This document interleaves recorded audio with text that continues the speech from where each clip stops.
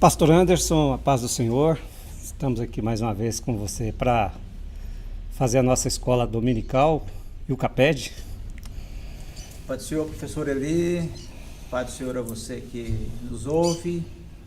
Eu digo nos ouve porque também estamos fazendo já para o programa radiofônico, né? Isso. Na Rádio Mega 106.1, todos os domingos, né? Às 11 horas da manhã. Isso. Então, a você que nos ouve através das ondas da Mega FM, a você que nos vê através da mídia, né? A paz do Senhor seja com você.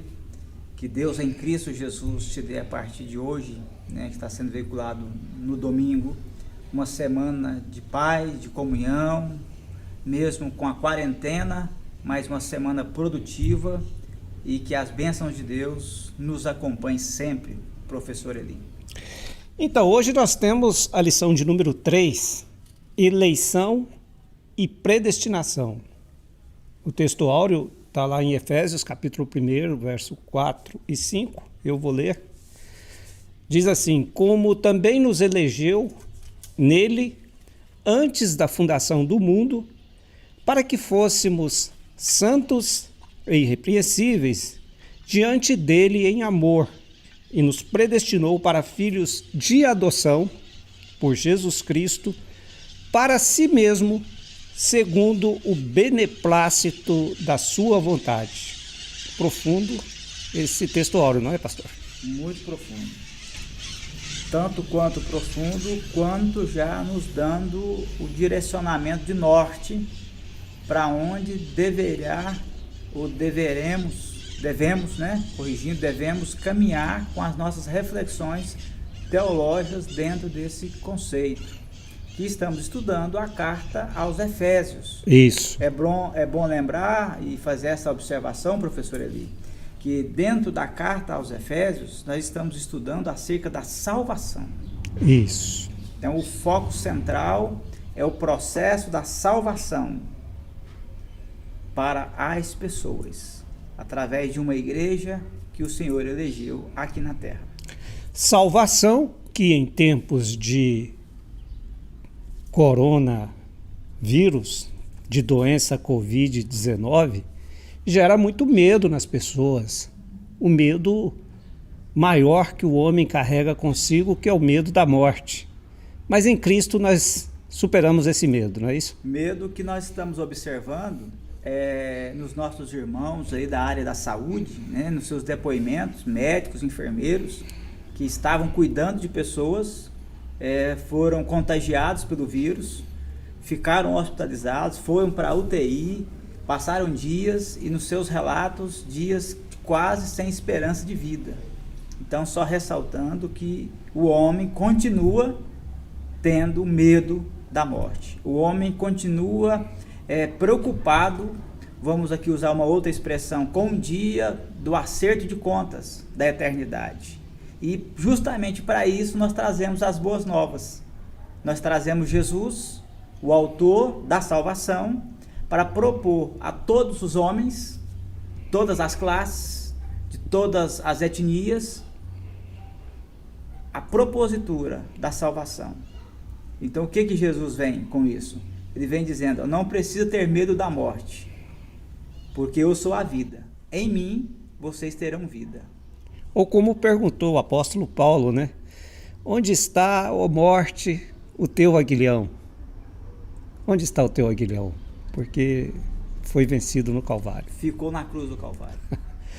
Pastor Anderson, a verdade prática diz: segundo a sua presciência, Deus elegeu e predestinou para a salvação os que creriam e preservariam na fé em Cristo.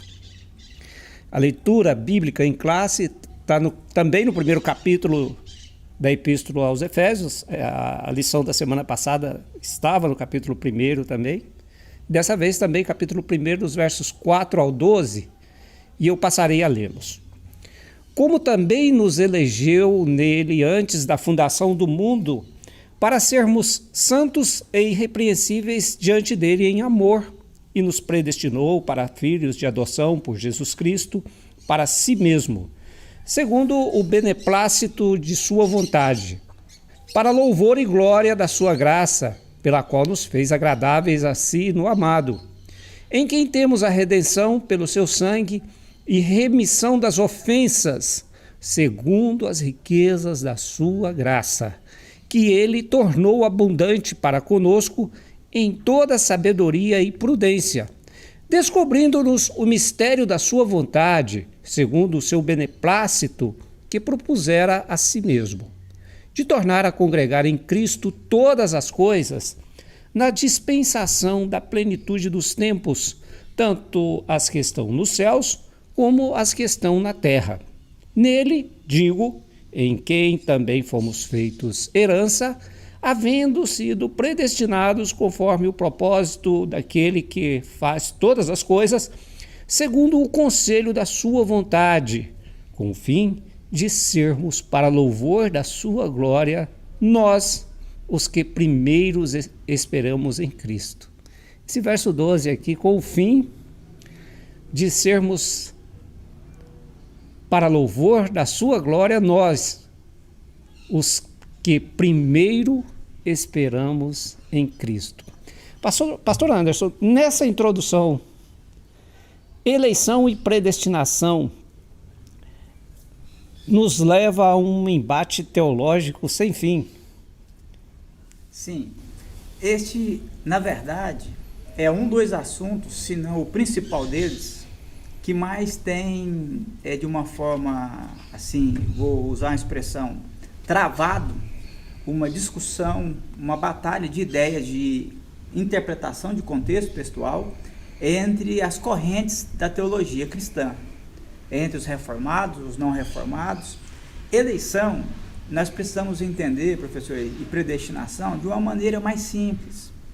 O que nós precisamos evidenciar no processo da eleição e da predestinação não é se os calvinistas estão corretos, se os arminianistas estão corretos, se os pelagianistas estão corretos, mas o que nós precisamos ressaltar e evidenciar é o autor da salvação. Porque tanto Pelágio, por exemplo, Pelágio defendia o quê? Que a salvação, ela é executada tão somente pelo homem. O homem é o único agente da salvação. Já os semi-pelagianistas, os semi-pelagianos, eles defendiam o quê? Que o homem começa o processo da salvação e Deus complementa.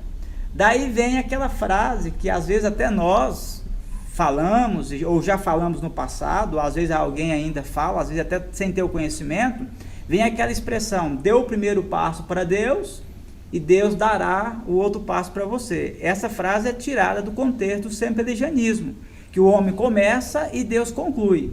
Já o calvinismo, ele diz o seguinte, que Deus é o único agente da salvação. Já o arminianismo, a corrente arminiana de Jacó Armínio, ele diz o seguinte, que Deus começa a obra da salvação em Cristo e o homem conclui. Essa conclusão da obra está no ato do crer, do aceitar a proposta de Deus. Então, de forma que o importante, ao meu ver, não é se Pelágio estava correto, não é se Lutero estava correto, não é se Jacó Armínio estava correto na sua leitura, ou se João Calvino, um dos grandes reformadores, estava correto, não. O relevante disso tudo é que nós éramos pecadores, condenados, destituídos da glória de Deus, e que aprove Deus, por seu amor infinito e graça, colocar-nos uma condicional para voltarmos a ser salvos, a estarmos salvos.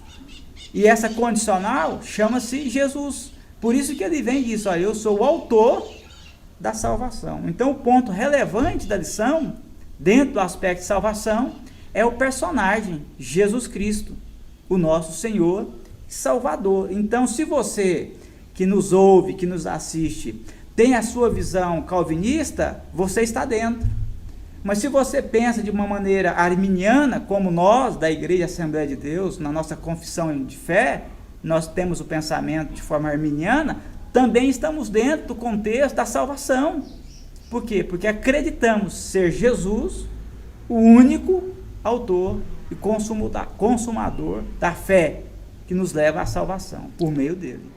Eu vou resumir essa fala no texto talvez mais conhecido da Bíblia, é o Evangelho de João, capítulo 3, verso 16, que diz: porque Deus amou o mundo de tal maneira inexplicável, que deu o seu Filho unigênito, para que todo, aí não tem aquele que nele crê. Nesse contexto, isso, segura aí, professor, antes eu concluir o verso. É de maneira tal ou inexplicável, aí ficaria Armínio, Lutero, Calvino, John Wesley, ficaria você, ficaria outros tantos irmãos nossos, eruditos da nossa época, né, da nossa era, tentando explicar que tal maneira. Que é essa tal maneira? Só que isso foge ao entendimento humano, na nossa compreensão racional, humana de ser, nós não temos elementos cabíveis, plausíveis para entender. De tal maneira, pastor Anderson, é o ladrão da cruz ouvindo Jesus dizer: hoje mesmo estarás comigo. No último instante. No último suspiro. Então amou de tal maneira que deu seu Filho unigênito, para todo aquele que nele crê não pereça, mas tenha a vida eterna, a salvação. Permaneça. Nós vamos continuar falando da eleição, as condições bíblicas da eleição, o que se espera dos que foram eleitos. Há uma expectativa, uma palavra que você usa muito, comportamental. Há uma expectativa comportamental daquele que recebeu essa dádiva da salvação. E aí a gente vai estar nos próximos blocos falando disso. E o próximo será eleitos para uma vida santa e irrepreensível. Comportamento. Fica aí.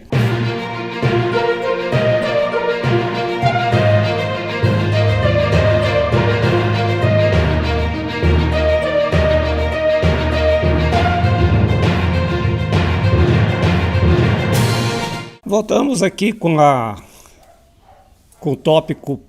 Primeiro tópico da nossa lição: eleitos para uma vida santa e irrepreensível. Aqui a gente já começa a falar da eleição e das condições dessa eleição. Pastor, explica esses pontos aí para nós. Eu preciso fazer a contextualização de eleição e predestinação dentro do contexto bíblico geral e preciso trazer esse contexto para dentro da carta específica que nós estamos estudando, que é a carta aos Efésios. Eleição, como poderíamos definir de forma simples e objetiva? Eleição é o ato da escolha de Deus por Jesus Cristo para consumar o ato da salvação. Antes da fundação do mundo. É o ato também da escolha de Deus por nós. É o outro lado. De um lado, ele tem a escolha dele. Eleição é o ato de escolha de Deus pela sua soberania, sua presciência. Então ele escolhe quem? Ele escolhe Jesus para ser o autor, o executor do processo. Por outro lado também, professor, ele escolhe quem? Nós, os homens, para participarmos e para que do outro lado responda a essa propositura que ele coloca. Então a eleição é isso, é o ato de Deus escolher Jesus para o processo, ser o cordeiro para ser oferecido por nós, e nós, como agora resposta desse sacrifício, aceitar que esse sacrifício foi feito por nós. Enquanto que a predestinação, ela na sua etimologia, ela já vem nos levar a um sentido mais amplo ainda. Ela vem nos fazer entender que predestinação é algo pré-determinado, é uma determinação, é um planejamento já antes feito e colocado para o fim desses eleitos. Qual que vai ser o final desses eleitos? Qual que vai ser o último estágio para essas pessoas que foram eleitas em Cristo? A salvação eterna. Então a predestinação nos leva ao nosso grau de visão a visualizarmos a salvação complementada lá no seu final, lá no processo já da glorificação. E a eleição é o chamamento para esse processo, a predestinação nos leva a ter esse alcance mais amplo de visão. Interessante que tanto a eleição como a predestinação se dá em torno de Cristo. Aí o versículo que você colocou, que é o versículo 4, que é o texto áureo, coloca 3 condicionais. Em quem fomos escolhidos ou eleitos? Em qual tempo? Você já citou. E para qual finalidade? Primeiro, fomos eleitos, escolhidos em quem? Em Jesus. Olha, vocês foram eleitos em Cristo Jesus. A graça alcançou vocês. Através de Cristo Jesus, do seu sacrifício de cruz, o homem agora voltou a ter uma nova oportunidade de comunhão com Deus. Já estudamos em lições anteriores que através da crucificação, morte, crucificação e ressurreição de Jesus Cristo, o homem passou a ter o processo da salvação de novo como uma nova oportunidade. Então, em torno de Cristo, Deus, na sua soberana decisão de ato de escolha, ele escolheu Jesus para o Calvário. Ele foi escolhido. E nós fomos escolhidos para receber esse presente. Então, em quem nós fomos eleitos? Em Jesus. Mais uma vez, a importância de ressaltarmos que não cabe aqui questionarmos se o irmão ou outro irmão tem um ponto de vista, de leitura, de interpretação de texto diferente de nós. O que importa é que nós estamos centrados, mantenhamos centralizados a nossa convicção de salvação em torno de Jesus Cristo. Porque, como ele mesmo disse, ele é o único caminho que leva o homem a Deus. Ele é o caminho, a verdade e a vida. E ele, em outras ocasiões, até disse às pessoas, quando questionavam acerca do Pai de Deus, ele disse: quem vê o Filho, vê ao Pai. Porque é o Pai, o Filho enviou. Então, Jesus, nele, aí Paulo está dizendo aos irmãos em Efésios: vocês foram eleitos em Cristo. Volta uma palavrinha que já falamos em outras aulas, a questão do posicionamento. Em posicionamento, a nossa posição em Cristo Jesus nos declara como eleitos do Senhor Deus. Em que tempo? Aí você já tinha até antecipado, desde a fundação do mundo, desde a eternidade, desde o princípio. Por quê? Deus é um ser onisciente, onipresente, onipotente, o que fala sobre a soberania e a presciência de Deus. Então Deus era ciente, consciente de que o homem que ele iria criar um dia falharia, e que esse homem precisaria de uma nova oportunidade de reconciliação, de nova comunhão. Então Deus já elegeu-nos lá. Quando ele fala desde a fundação dos tempos, aí vem no contraponto do nosso entendimento meramente humano, professor Eli. Por exemplo, não dá para nós ficarmos naquela teoria barata de ficarmos pensando assim: quem vai ser salvo? Deus vai salvar fulano A ou B? Porque antes que eu nascesse, antes que você que nos assiste tivesse vindo a esse mundo, Deus já tinha eleito um povo para ser salvo. Precisamos entender que a eleição fala de povo, nação, mas fala também de indivíduos.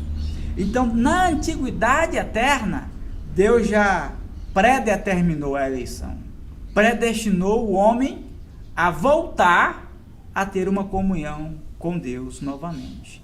Então não é de agora. Então agora não dá para a gente separar quem vai ser, quem não é. Não, aquele irmão daquela denominação, daquele pensamento, acho que ele não vai ser salvo. Não temos esse poder de juízo, de julgar. Por quê? Porque isso foi decidido antes que essas correntes teológicas viessem a tornar existentes luz no mundo. Antes de tudo isto, Deus já tinha nos eleito em Cristo Jesus, em posição em Cristo, e nos predestinado agora a uma vida nova de salvação eterna através da obra de Jesus Cristo. E aí me faz lembrar de uma frase que você repete muito e que tem muito a ver com isso que nós estamos falando aqui, que daqui a pouco esse assunto vai voltar quando falarmos da predestinação e salvação, mas a gente pode já dar uma pincelada nele, que é a questão de que você abordou Deus em sua presciência, através de Cristo, elegeu-nos para a salvação. Aí alguém pensa, tem aquele que não vai conseguir chegar lá. Mas esse não conseguir chegar lá é quando se pensa no esforço humano. Porque a única coisa plausível ao ser humano para receber a salvação é crer. Todo aquele que nele crê. Crer não é acreditar. Crer é eleger um Salvador e nele confiar até os últimos dias da existência. Só para fechar aqui, a sua fala é: a salvação pode ser perdida, mas é muito difícil perder a salvação. Aí eu queria que você pincelasse isso. O porquê que é difícil perder a salvação, professor Eli? E o porquê que a gente precisa entender? Barre, num dos seus comentários, e Russell Champlin, ele transcreve essa fala, dizendo que o que nos garante que o processo da predestinação será concluído é a questão da meritocracia. Não por parte do homem. Sim. O que ele está dizendo com isso? Que a questão da predestinação, como ela está ligada à soberania e à presciência de Deus, então todo o aspecto de mérito não está vinculado ao homem, mas ao próprio Deus. Mérito de Deus porque foi Ele que enviou Jesus, que facultou o seu Filho, e mérito, vamos assim dizer, de forma concreta, de Jesus Cristo, porque foi Ele que veio, se encarnou, por aqui andou, exerceu o ministério, subiu ao Calvário, à cruz, foi crucificado, cumpriu a lei cabalmente, legalizou-se o processo, deu o ato de legalização, né? Por isso que na leitura bíblica em classe, o versículo, o versículo 7, ele fala sobre redenção do sangue, pelo sangue, remissão das ofensas, segundo as riquezas da sua graça. Ou seja, a meritocracia aí, Barr já falava, e Champlin concorda, ela não é por parte do homem, ela é por parte do sacrifício que Jesus fez na cruz. O mérito é de Jesus. Então a questão do homem, por que ele não perde a salvação assim tão facilmente? A não ser que ele negue de forma verbal, comportamental, a sua intimidade, o seu relacionamento com Jesus. A não ser que ele negue e com isso ele deixe de seguir os mandamentos de Cristo. Aí ele pode perdê-la. Mas se mesmo assim, num momento distante da sua vida, ele recobrar o juízo e voltar, ele voltará a ter a oportunidade, porque o mérito é de Jesus. Nós estamos no processo da salvação, por isso que Paulo, nas suas epístolas diversas, ele fala que nós estamos sendo salvos. Não estamos garantidamente salvos, porque ainda estamos vivos aqui, mas estamos sendo, porque é um processo. E se eu mantiver em Cristo Jesus, eu não deixarei de ser salvo. Quando nós falamos que a meritocracia é de Jesus, o mérito é dele, nós também entendemos que quando ele legaliza a questão, ele deixa uma condicional ao homem. E aí a gente entra no próximo bloco.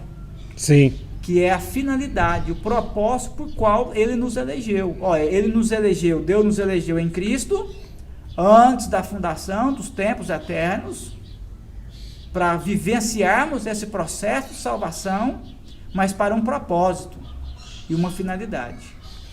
Exatamente. Então, no próximo bloco, nós vamos concluir essa questão de eleitos para uma vida santa e irrepreensível, estudando a vida santa e irrepreensível e a nova vida dos eleitos. Amém.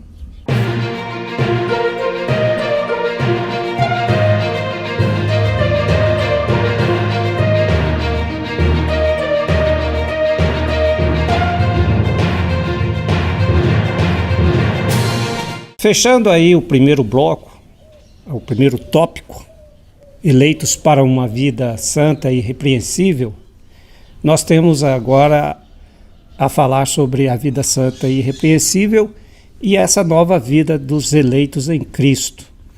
Que vida santa e irrepreensível é essa?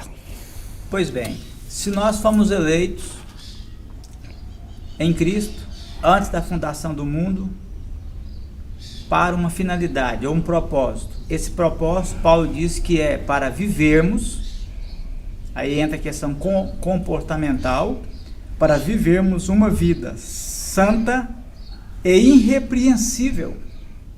A palavra santa, ou santo, se você pegar o dicionário, você vai chegar à conclusão de que ser santo é ser separado do pecado. Eu costumo dizer que é você, a cada dia, se aproximar mais de Deus e se afastar mais do pecado. Quanto mais eu me afasto do pecado e me aproximo de Deus, mais eu vou me santificando. Posso fazer um? Sim.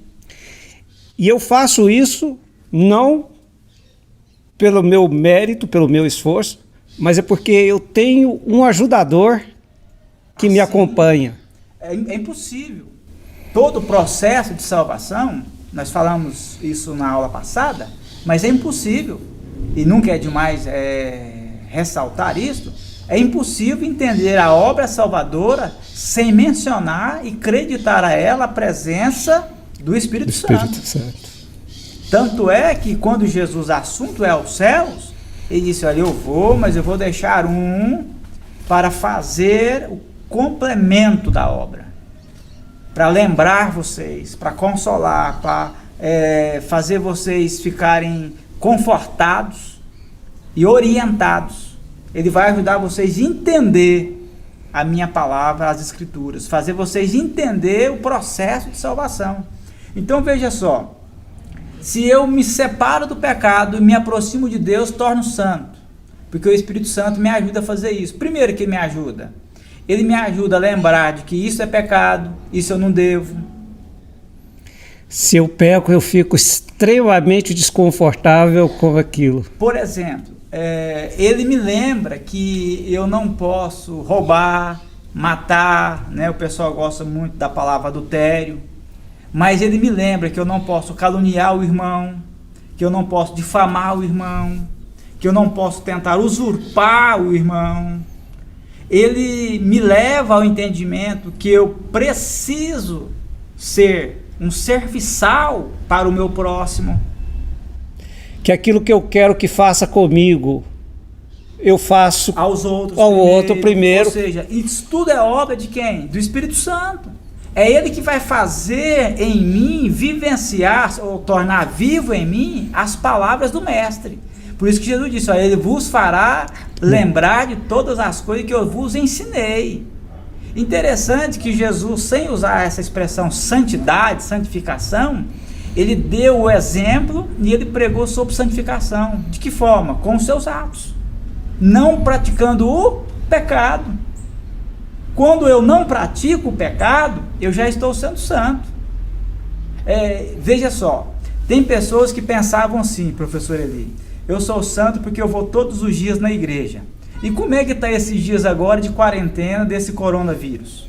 Que nós não estamos indo na igreja templo físico, né? Estamos fazendo os nossos cultos como igreja nas nossas casas. Eu sou uma igreja, você é uma igreja, cada um de nós é um templo do Espírito Santo. Ou seja, se o ir ao templo é santidade, e agora? Então ninguém se torna santo mais? Então a santificação é esse processo. Porque é ser santo e ser irrepreensível. A palavra irrepreensível lá no original, sem defeito. Agora veja só, professor, parece um contraste. Parece uma contradição, porque eu fui eleito, então eu não fui eleito só para morar no céu e viver uma vida aqui como eu bem quiser, bem entender. Não. Paulo falou, nós somos livres, fomos libertos, chamados à salvação, mas não para vivermos uma vida de libertinagem. A nossa vida de liberdade em Cristo requer de nós responsabilidades, dentre elas a santificação, sermos irrepreensíveis no trato, na palavra, no comportamento, no agir. Agora, é uma contradição? Não, não é. Mesmo que a expressão irrepreensível é sem defeito, aí vem outra vez a questão da meritocracia e da presença do Espírito Santo. Porque Jesus, ele foi dito e escolhido como cordeiro. E qual que era o processo lá do oferecimento do holocausto a Deus para, não o perdão, mas para a cobertura dos pecados das pessoas? Não era apresentar lá um cordeiro, um animal sem defeito? Aí Jesus, segundo a carta aos Hebreus, veio, se fez desse cordeiro puro, imaculado, sem defeito. É o único. Então eu não serei perfeito. Eu não sou perfeito. Você não é. Você que me ouve não precisa desesperar. Você também não chegará a ser perfeito aqui. Mas o processo da santificação vai nos levar ao aperfeiçoamento. E o Espírito Santo vai fazer em nós isso. Ou seja, eu preciso lembrar que eu preciso caminhar. É uma maratona, professor Eli. Você que gosta de esportes, é uma maratona.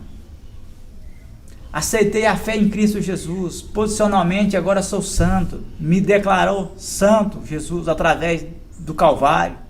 Agora eu entrei na pista da santidade. E é uma maratona, não é de 10 quilômetros, não sei aonde vai terminar, qual o quilômetro que vai se encerrar a minha maratona. Mas ao final dela, eu estarei santificado. Agora, o que eu preciso entender? Que para mim ser santificado, eu não vou poder parar a minha caminhada, a minha corrida, a minha maratona. Vai chegar o cansaço, vai chegar o momento difícil, vai chegar a adversidade. O inimigo que está de fora da pista de corrida vai tentar me atrair para lá, mas eu não posso. Paulo usou essa expressão, essa figura de... né? Os atletas de Cristo, vamos assim dizer, é uma maratona espiritual. Aí o Espírito Santo vem e me ajuda, me esforça, e eu continuo correndo na maratona da santificação. Quando eu chegar lá no final dela, acontecerá duas coisas. Ou eu cheguei no final dela com a finalidade da vida, com a minha morte física, ou com o soar da trombeta, o arrebatamento da igreja. Aí eu conquistei a santificação plena. Aí agora eu vou ser glorificado. Ou seja, de maneira simples e didática, santificação é uma maratona que Deus propõe para você correr. Só que você não pode parar de correr. Continue correndo. Continue a sua caminhada. Essa é a nova vida dos eleitos. Essa é a nova vida. Para essa finalidade, Ele nos escolheu, nos elegeu, antes que nós nascêssemos. Lá na eternidade, Ele escolheu isso para nós. E podemos dizer que tudo isso são bênçãos espirituais que Ele nos permite, nos faculta. Segundo as riquezas da sua graça. Segundo as riquezas da sua graça. Nada, eu preciso entender, eu tô frisando muito isso, professor Eli, é porque eu preciso entender que no processo da salvação, nada é por mérito meu. Não é porque eu sou bom, por exemplo, eu sou filho de pastor. Não é por isso. Quando eu fui casar, a minha esposa já era crente. Não por isso. Eu estou sendo salvo, estou participando do processo de santificação por causa dele, de Jesus. Ele é o mérito, ele é a razão, ele é o causador dessa nova vida em mim. Por isso que ele disse, se eu bater na sua porta, você abrir a porta, eu entrar, eu sento na mesa com você, nós vamos cear. E a partir do momento que eu entrar na sua casa, eu vou mudar a sua vida. E muda mesmo. Eu vou te dar vida nova. Em abundância. Em abundância de dias. Muito bom. No próximo bloco, nós vamos aprofundar mais nessa questão do filho, da adoção. E vamos ver a predestinação nessa questão da adoção. Permaneça aí.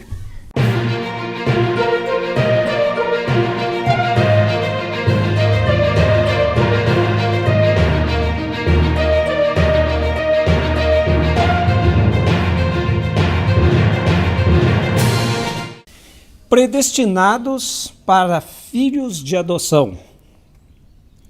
Aí a gente tem aí nesse tópico a predestinação. Essa predestinação nos leva a ser filhos por adoção. E que privilégios ganhamos uma vez que somos filhos por adoção?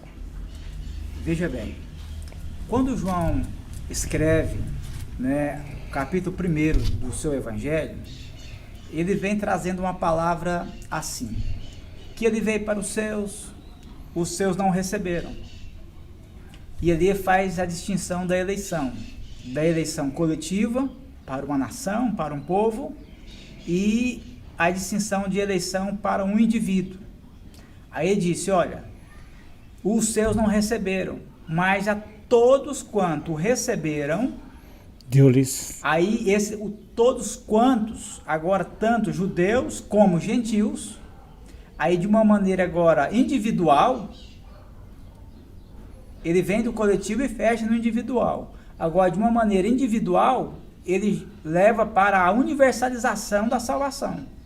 Mas todos quanto, tanto gregos como judeus, que o receberam, foi-lhes dado poder sobrenatural de ser chamados filhos de Deus. O porquê que Deus nos faz tornarmos filhos por adoção?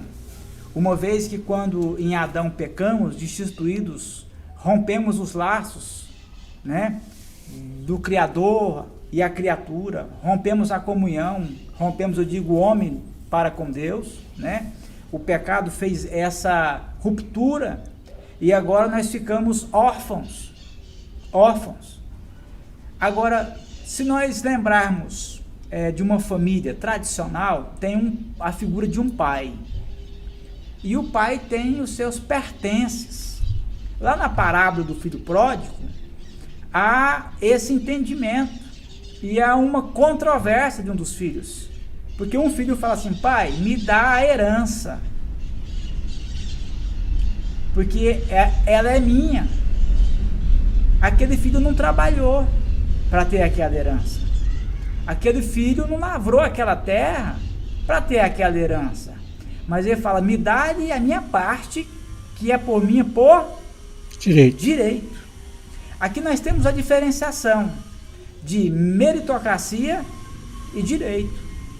Nós somos salvos não por nossos méritos, somos salvos pelo mérito da obra de Cristo Jesus na cruz, a meritocracia dele.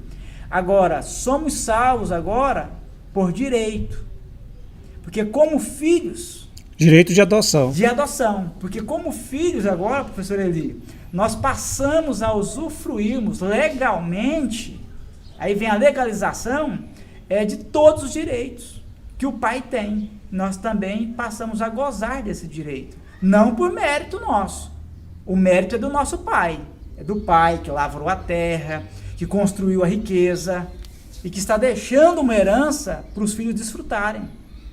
Deus construiu tudo por nós, através de Cristo lá no Calvário. Agora cabe a nós desfrutarmos dela. De que forma? Como poderíamos desfrutarmos se estarmos alienados, excomungados da sua presença? Então agora vem o processo da adoção. Então Deus vai lá na cruz e nos adota. Ele regenera, justifica, nos adota. Processo da adoção. Interessante que quando o escritor Paulo escreve aos Efésios, ele usa a expressão filho, mas ele não usa ela na expressão, na mesma que é usado na Bíblia quando se refere-se à criança, tecno, porque criança fala de ligação natural. Quando Paulo fala de filho, ele está falando de ligação por adoção, por um meio ou por um instrumento de legalidade. E essa legalidade foi alcançada na cruz, quando ele nos justifica, e lá ele paga as nossas ofensas, a nossa dívida, ele legaliza o processo, lá é a questão jurídica, ele legaliza e fala, não, agora cumpriu todo o seu processo, eu posso levar a criança porque eu adotei ela, eu cumpri o processo. Quando uma pessoa quer, um casal, por exemplo, quer adotar uma criança órfã, ele procura a justiça, aí tem as fases do processo e começa uma série de procedimentos até o juiz dar o alvará, que você pode ir lá buscar aquela criança que a partir de agora ela é adotada, ela é seu filho, ela tem direito a tudo que você tem. Lá na cruz, ele faz esse processo legal. Agora ele nos adota, agora somos filhos. Filhos para quê? Para recebermos a herança do Pai. E qual que é essa herança, professor Eli? Que nós vamos receber do Pai? A fazenda, né? O carro, a conta do banco? Não. A nossa herança que vamos receber são todas as riquezas das bênçãos espirituais. Tanto essas que desfrutamos já aqui em vida, como igreja do Senhor eleita, como as que vamos desfrutar. De sobremodo, ou sobretudo, a salvação, o gozo eterno, que é a maior herança, que é o maior bem precioso. A salvação eterna da nossa alma. Então, como eu vou usufruir, herdar essa herança? Por que eu vou herdar? Porque eu sou filho de Deus. Agora eu sou filho. Eu tenho direito, eu não mereço. Olha, eu não mereço.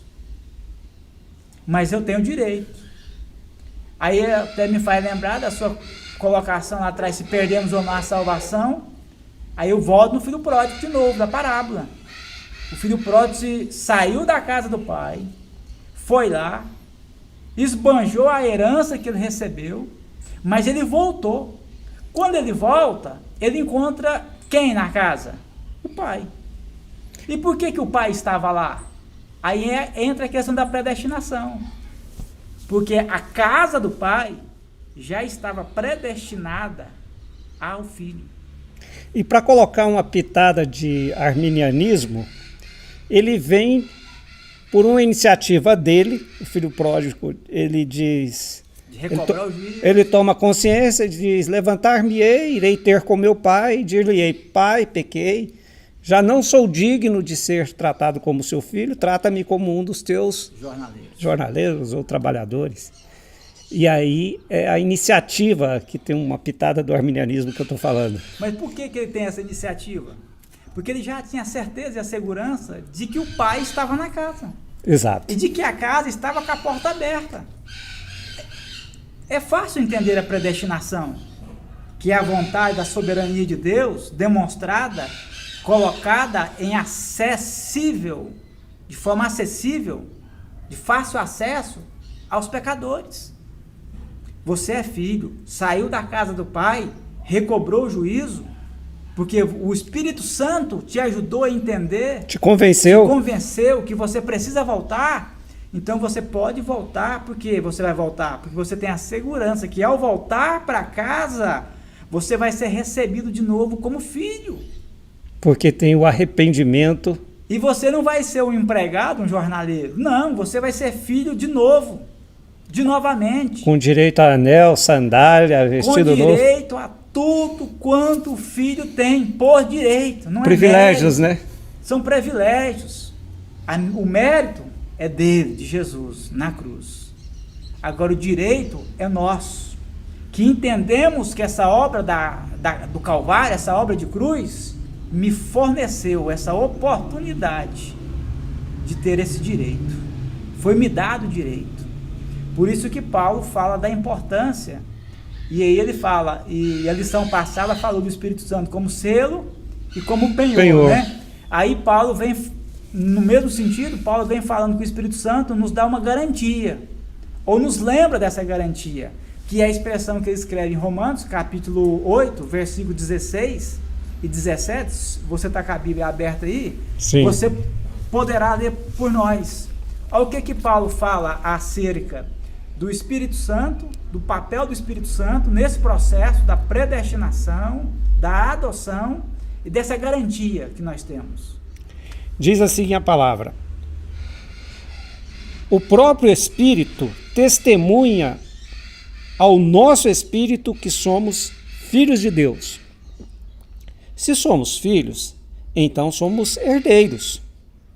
Herdeiros de Deus e co-herdeiros com Cristo. Que posição elevada. Se de fato participamos dos seus sofrimentos, para que também participemos da sua glória, a glória futura. Veja bem, o Espírito Santo comunica com o nosso espírito, nos lembrando que somos filhos de Deus. Por que ele comunica conosco? Nos leva ao entendimento que uma outra voz, nesse processo de santificação, de caminhada cristã, que uma outra voz tenta comunicar conosco, dizendo que nós não somos filhos, que nós somos imperfeitos, que não vai adiantar nada. Você não vai conseguir. Nós não vamos conseguir. Ah, você andou 10 quilômetros na maratona e tropeçou. Essas vozes vão vir. Mas aí o Espírito Santo vem e testifica com o meu espírito, dizendo: não, você vai conseguir. Você vai herdar. Por que você vai herdar? Por que eu vou herdar? Eu posso questionar. Eu não mereço. Ele, justamente, você não merece. Mas você é filho de Deus. E por direito você vai herdar. E você vai herdar em Deus. Você vai ser herdeiro com Deus. E você vai ser co-herdeiro com Cristo Jesus. Nos demonstrando amplamente, numa amplitude incalculável das riquezas que essa graça nos fornecerá na eternidade. Algo que foge do nosso entendimento. Aí ele diz: por quê? Vírgula. Aí vem uma condicional. Qual que é a condicional que ele coloca aí? E por que ele cita Cristo? Se realmente participamos. Aí vem o final do versículo, né?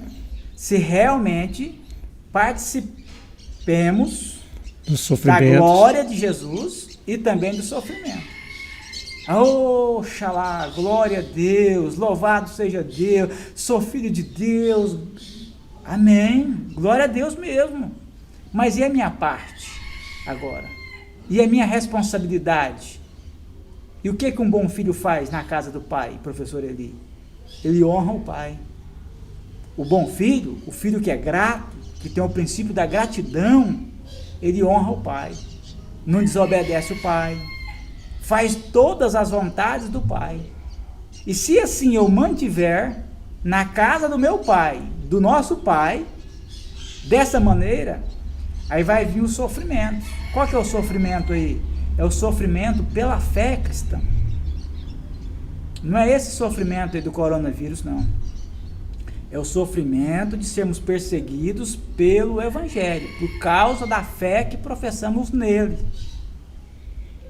Aí nós vamos superar esse sofrimento. E esse sofrimento não nos dá mérito, mas ele vai, através do Espírito Santo, nos ajudar a superar. E nós vamos completar a nossa maratona de santificação. E vamos herdar lá no final. Por quê? Porque somos filhos. Amém. E filhos de Deus. Sobre essa questão de filhos, você está falando aí, eu estou lembrando de Jesus falando assim sobre a questão dos filhos, né? Se vós, sendo maus, sabeis dar boas coisas aos vossos filhos, quanto mais o vosso Pai Celestial. Que benefício. Não saberia dar a vocês algo melhor? Superior? Vou mudar a expressão, a palavra de superior para eterno, né? Eterno. Porque, por exemplo, eu compro um telefone para o meu filho, o telefone estraga, vence. Eu compro um calçado, o calçado estraga, vence. Ou o pé dele cresce, Não serve mais. não serve mais. Tudo que fazemos aqui nessa vida terrena passa. Passageiro. Tem a data de vencimento. O eterno não. Não tem princípio, E nem fim. não tem fim. Eterno, né? No princípio, ele nos elegeu a tudo isso. No princípio, ele nos predestinou a desfrutarmos dessas bênçãos, para que viveremos a eternidade futura, desfrutando de todas essas riquezas. Eu não sei você, mas eu estou aprendendo muito. E vou continuar aprendendo no próximo bloco, que a gente vai estudar a sublimidade do propósito divino da predestinação. Quando você fala que está aprendendo, professor, ali, a gente prepara a lição, né? Lê a lição, olha o que o texto quer trazer, e a gente vem com muitas coisas na mente para falar aqui. Mas o Espírito Santo, às vezes, aqui na hora, Vai mudando, né? ele vai nos levando por outros caminhos. E eu quero acreditar que, às vezes, a alteração que a gente faz no script aqui, que o Espírito Santo nos leva, é porque justamente é a palavra que o seu coração precisa receber. É verdade. Eu não conheço e nem sei quem está nos ouvindo e nos vendo. Eu sei, tem recebido muitas mensagens, muitos irmãos que estão acompanhando o trabalho que a nossa igreja faz, né? Nossa igreja Evangélica Assembleia de Deus, né? Cujo nosso pastor, presidente, é o nosso pastor Efraim, através do departamento CAPED, Escola Dominical e Radiofone, tem levado essa palavra, mas eu não sei quantas pessoas tem atingido, ou quem são as pessoas, quais as situações que cada um vive.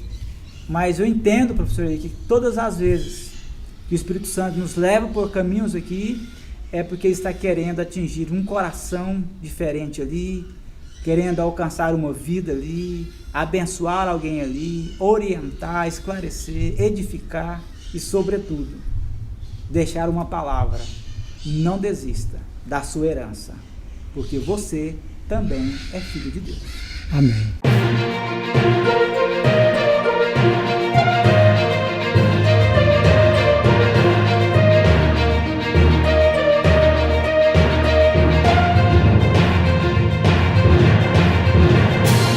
Agora nós vamos estudar a sublimidade do propósito divino na predestinação. Aí a gente vai, de fato, tratar a predestinação e a salvação. A gente já vem tratando isso ao longo dos blocos. E também vamos falar sobre a predestinação e o amor, que também está, desde que nós começamos a tratar, o amor é a razão de tudo. O amor de Deus A origem de tudo. é a origem de tudo. A excelência, vamos dizer assim, da predestinação, ela está, na verdade, na provisão, no ato de Deus prover. Prover o quê? Bênçãos espirituais aos homens. Só que para que o homem pudesse desfrutar, usufruir dessas bênçãos, ele precisa ser salvo. Então, por isso que, eu tenho que ser crente. Essa expressão crente, eu até acho que ela não é a correta, porque ser crente é ser toda pessoa que crê. Eu preciso ser salvo, eu preciso estar salvo, porque aos salvos é dado o direito de desfrutar dessas bênçãos espirituais. Então, a excelência da predestinação vem na provisão de Deus prover um meio, um mecanismo, uma forma do homem se chegar e voltar a Deus. A eleição é o ato da escolha e a predestinação é o ato de Deus prover, da execução desse planejamento, que lá na sua presciência ele planejou, arquitetou, agora ele vai executar isso. Através de quem? Conforme lemos na leitura bíblica, capítulo 1 de Efésios, através de Cristo Jesus. Aí ele vem fazendo tudo isso. Quando nós estudamos o capítulo 1 de Efésios e juntamos a ele o capítulo 2 da carta de Paulo à igreja de Roma, aos Romanos, capítulo 2, nós vamos ver muita singularidade, muita relação. Porque lá em Romanos, Paulo está falando do mesmo assunto da salvação e o porquê que o homem precisa ser justificado em Deus. E lá Paulo fala que o processo da justificação legaliza o homem o direito ou acesso que ele tem para ser salvo. Sendo salvo, tem direito agora a desfrutar dessas bênçãos. Então, como que nós poderíamos, sim, elaborarmos 6 passos ou 6 aspectos dessa predestinação para entendermos, para facilitarmos o entendimento? Primeiro, a origem da predestinação. Repetindo, predestinação é o ato soberano de Deus de escolher ao homem para a salvação. É o plano de salvação do homem, a consumação do plano de salvação. Primeiro, a origem da predestinação está onde? No amor de Deus. Eu preciso voltar na origem, para eu entender a predestinação. Por que eu fui predestinado? Porque ele me amou. João 3,16. Você citou já no começo da aula hoje. Porque ele me amou de maneira tal, inexplicável, e me ofertou de melhor. Me ofertou o que? O seu filho. E ele nos amou primeiro. Essa expressão, ela vem de encontro. Por quê? Não foi eu que escolhi a Deus. Aqui acende outro debate entre os calvinistas, os arminianos, que quem escolheu quem? Na verdade, quem escolheu foi Deus. Não escolheste vós a mim. Eu escolhi vocês. Jesus falou. Agora, nós respondemos ao chamamento de Deus. Ele me escolheu, me elegeu. Agora, o amor dele, olha, eu amei, eu amo. Então, quando eu amo alguém, eu quero facultar, quero prover tudo de bom para essa pessoa. Tudo de direito eu quero colocar à disposição dessa pessoa. Por quê? Porque eu a amo. Então, Deus nos escolheu, nos amou primeiro. Agora, eu fui contagiado, alcançado por esse amor. Agora, eu vou responder a esse amor. Eu posso fazer como o filho pródigo fez. Sair da casa do pai, negar o amor.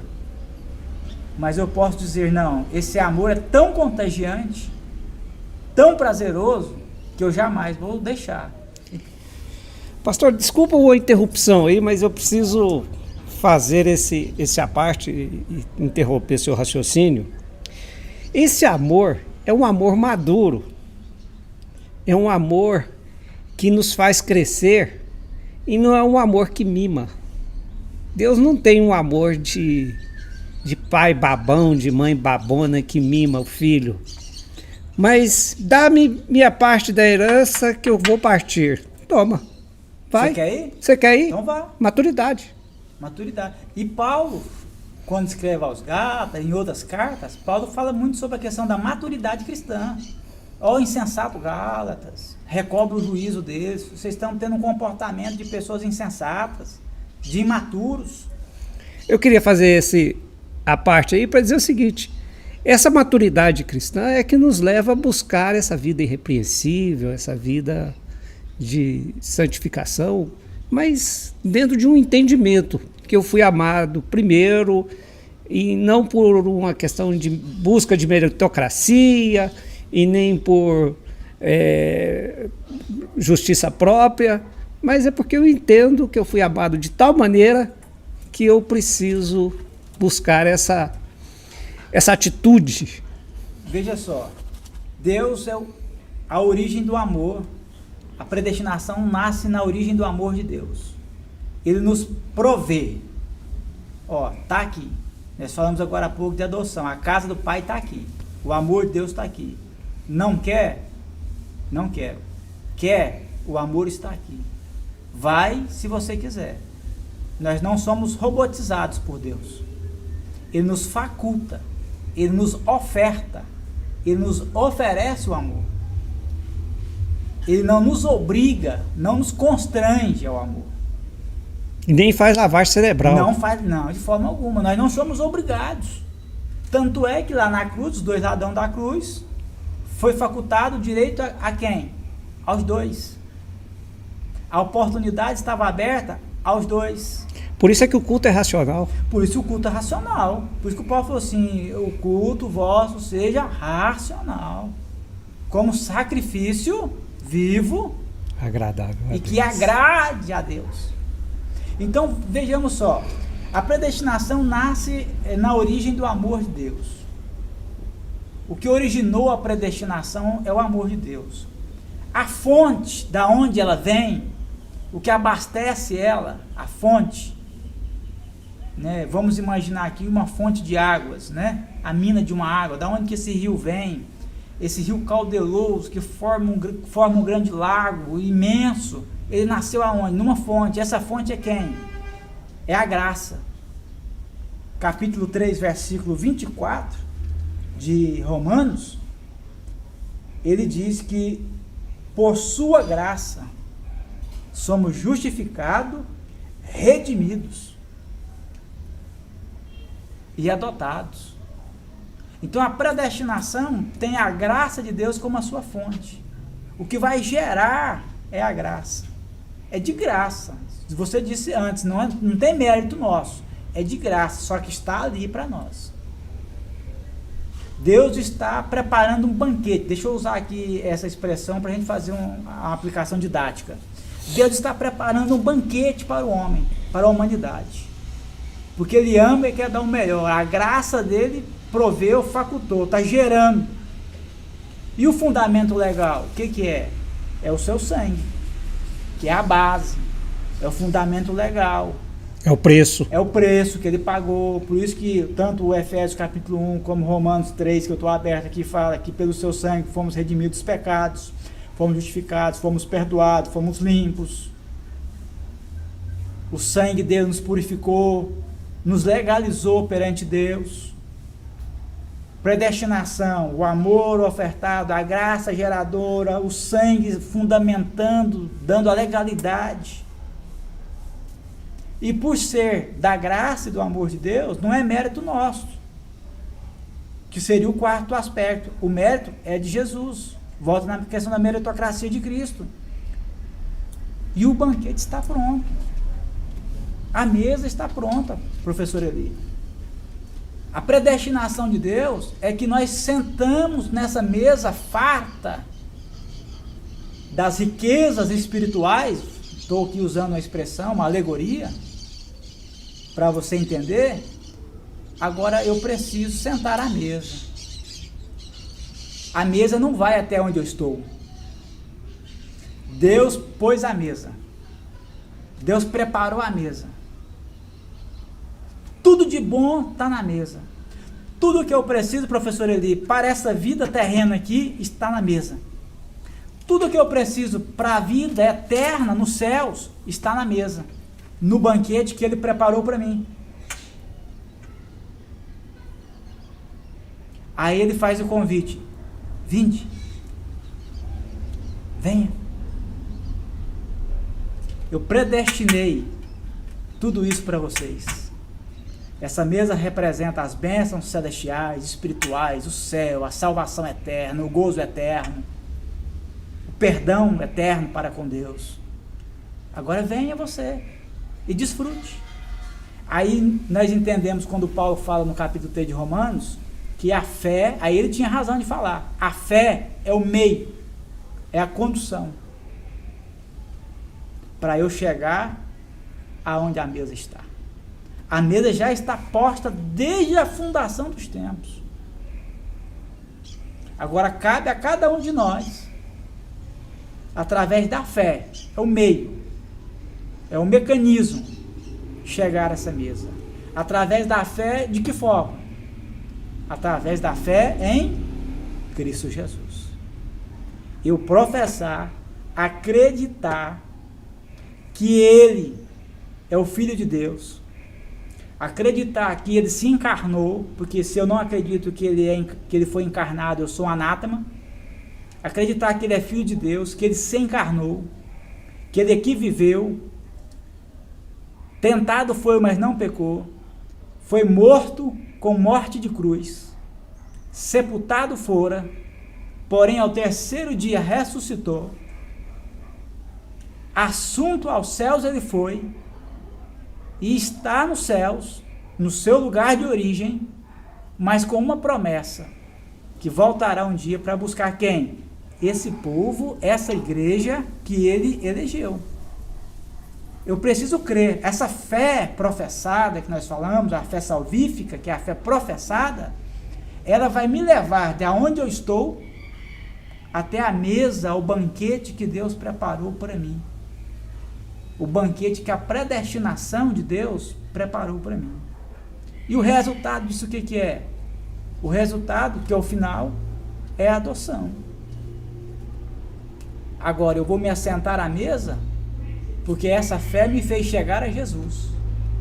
E em Jesus eu me tornei agora filho de Deus.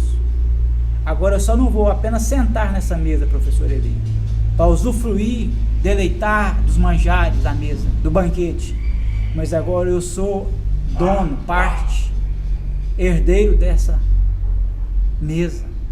Quando eu estou dizendo mesa, banquete, estou aqui usando uma expressão alegórica só para a gente entender as imensuráveis riquezas celestiais que está nos aguardando.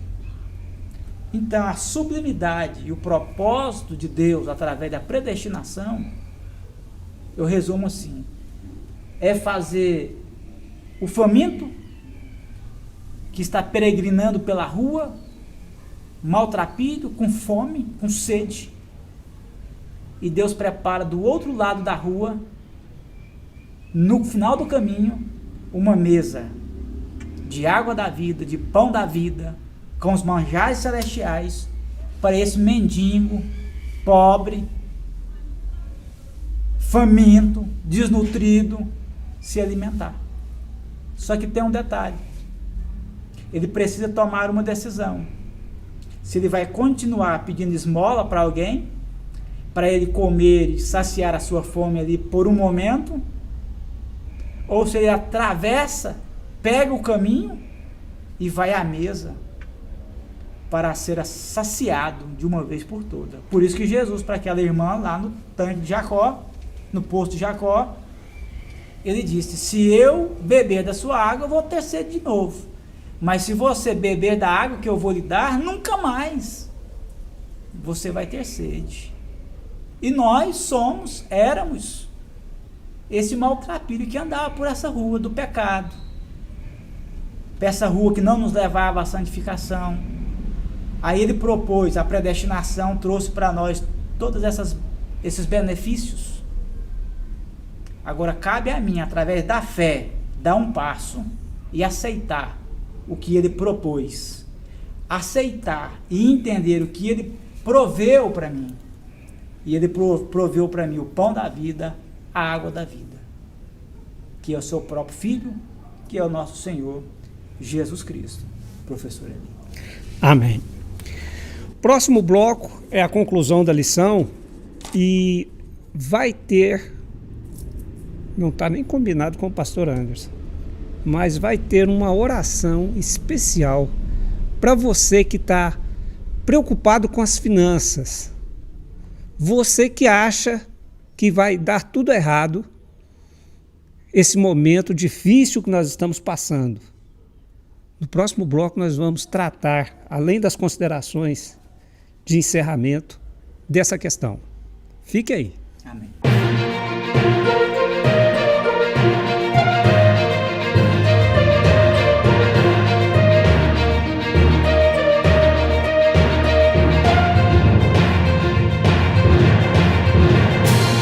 Muito bem, nós chegamos à conclusão da nossa escola bíblica dominical, nessa lição de eleição e predestinação. E eu mencionei no bloco anterior, até sem combinar com o pastor Anderson, nós não conversamos disso, mas eu senti direcionado a nós, nos seus comentários de conclusão, você vai nos falar aí por quem Jesus morreu, que é essa propósito dessa lição, e o que essa morte traz de benefício Para você que está preocupado com as finanças, você que está com medo, você que está inseguro, tem uma palavra de Deus aí que o pastor Anderson vai ser direcionado a falar agora. Vejam bem, por quem ou para quem Jesus morreu? Jesus morreu, na verdade, por todos. E, na verdade, também por cada um. Coletivo e individual. Coletivo, por todos os homens, universalmente falando. Mas ele morreu também exclusivamente só para mim, só para você que nos ouve ou nos assiste. Ele morreu por nós. Lá na igreja, quando eu disse na introdução dessa gravação de hoje, que não era relevante, não é salutar nós ficarmos debatendo na igreja se Armínio estava correto, se é o calvinismo, qual corrente que é a mais certa, né? São correntes, são pensamentos. Lá nos Atos dos Apóstolos era Cefas, Apolo. E, inclusive Paulo, quando escreve em Coríntios, ele relembra o Atos dos Apóstolos. No primeiro capítulo da primeira carta, ele fala: vocês dizem que vocês são de Apolo, outros dizem que vocês são de Paulo, uns dizem que vocês são de Cristo. Ele falou: agora deixa eu perguntar para vocês, quem morreu por vocês? Foi Paulo? Foi Apolo? Então eu perguntaria aqui, quem morreu por nós? Foi Lutero? Foi John Wesley? Foi Calvino? John Calvino? Foi Armínio? Armínio? Quem foi que morreu por nós? Foi Jesus. Esses homens foram todos alcançados pela graça que também nos alcançou e foram instrumentos de Deus para levar as boas novas de salvação, professor Eli, a tantas outras pessoas, inclusive a nós. Hoje nós vivemos, desfrutamos dos frutos destes consagrados, todos eles homens de Deus. Às vezes um com um pensamento diferente um do outro, mas todos santos homens de Deus.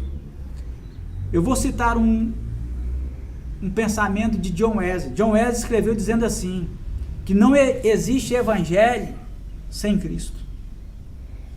Não existe santidade sem Cristo. Tudo para ele convergia em Cristo. Por essa razão, quem sabe, ele foi considerado um dos maiores pregadores do mundo. Lutero, outro grande, também escreveu que a única maneira, a única oportunidade do homem se salvar era através da fé em Cristo Jesus. Mas deixa eu citar aqui a fala de um pastor da nossa era, que é o pastor Augustus Nicodemos. Ele tem um pensamento que até difere do nosso pensamento arminiano. Mas ele fez uma citação e que eu acho que essa citação é muito importante. Ele faz uma comparação e eu me faço dela. A salvação, a predestinação é uma casa, uma igreja. Na porta, professor Eli, do lado de fora da porta, está escrito assim: vinde a mim. Deus chamando. Vinde a mim. Aí eu aceito entrar. Aí eu entro. Eu aceitei, eu entrei. Quando eu entro, que eu olho para trás na porta, do lado de dentro está escrito: só vim porque o Pai me trouxe. Ou seja, antes de eu amar a Deus, Ele me amou primeiro.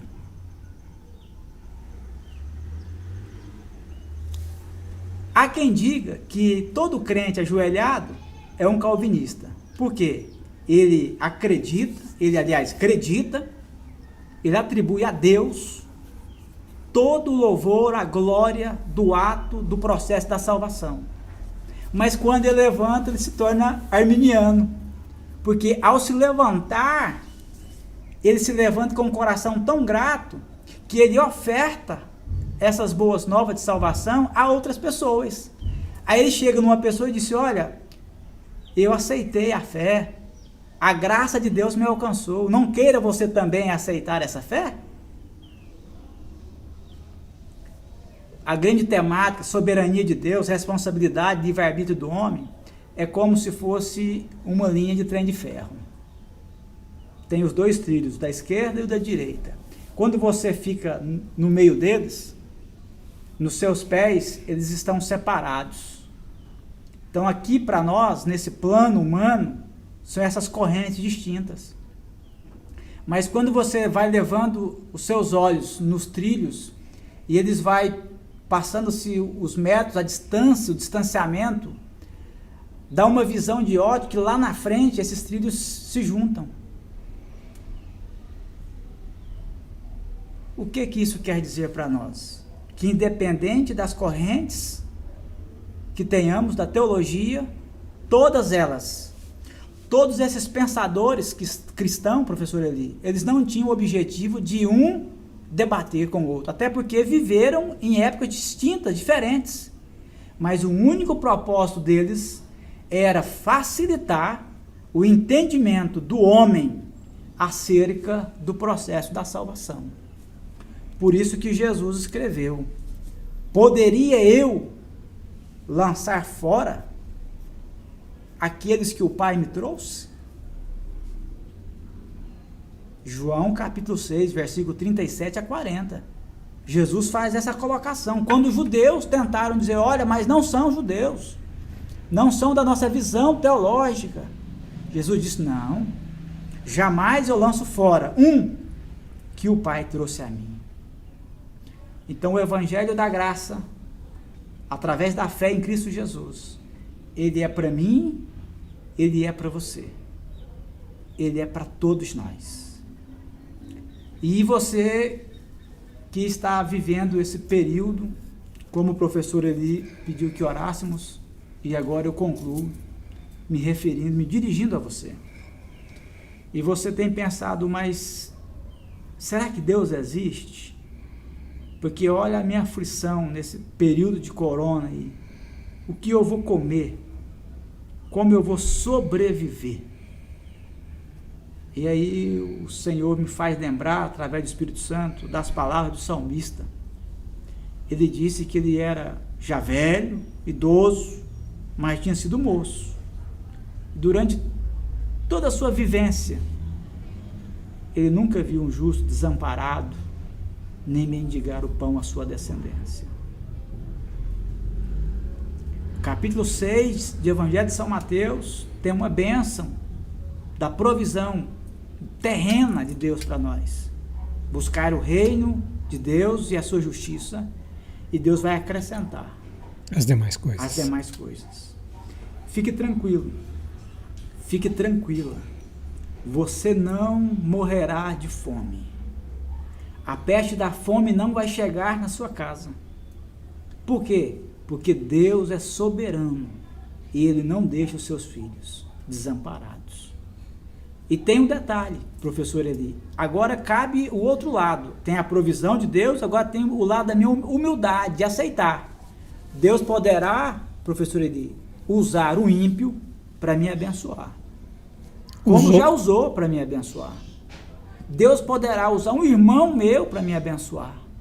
Deus poderá usar o governo para me abençoar. A empresa, um corvo. E às vezes Deus não vai mandar em quantidade que eu gostaria para eu armazenar. Fazer um celeiro. Mas para eu fazer a manutenção diária, pão nosso de cada dia. Pão nosso de cada dia, Ele nos dará hoje e sempre. Amém. Não perca a sua fé. Jesus é o autor da salvação. A sua fé é o meio que te leva a desfrutar da predestinação. E a predestinação de Deus para você é esta: uma vida abundante aqui e uma vida eterna com Deus. Pastor, se tudo mais falhar, se chegar o Covid-19, ele não mata, porque quem está em Cristo passou da morte para a vida. Antes que o mal, de forma plena, tome conta do planeta, a igreja eleita já estará na eternidade com o Senhor. Amém. Deus. Professor Eli, Deus abençoe. E como nós não combinamos essa última parte, vamos seguindo, descombinando. Então hoje você ora e nos despeça com a bênção apostólica. Senhor, nós te damos graça porque estamos com esta oportunidade maravilhosa, gloriosa, de falar de algo que não tem igual aqui na face da terra. Estamos falando da tua palavra, que é rica, poderosa, que penetra até a divisão da alma e do espírito e que é apta para discernir os corações, as intenções. Senhor, nós falamos da salvação, da predestinação, da eleição, da santidade, da vida eterna. Nós não sabemos quem está nos ouvindo, que necessidade tem, que medo carrega consigo. Mas nós sabemos que o teu Espírito, ele se faz presente, ele habita conosco, ele acompanha, ele consola, ele ajuda. E nós te pedimos, Senhor, que venha visitar essa vida que está com medo, que está ansiosa, que está deprimida, que está triste. Visita, Senhor, agora. Entra com gozo, com alegria profunda nesse coração. Faz com que essa alma goze da alegria, do gozo da tua salvação. É o que nós te pedimos em nome de Jesus. E que o amor de Deus, a consolação do Espírito Santo e a graça de Jesus Cristo penetre em cada vida, desde agora e para todo sempre. Amém.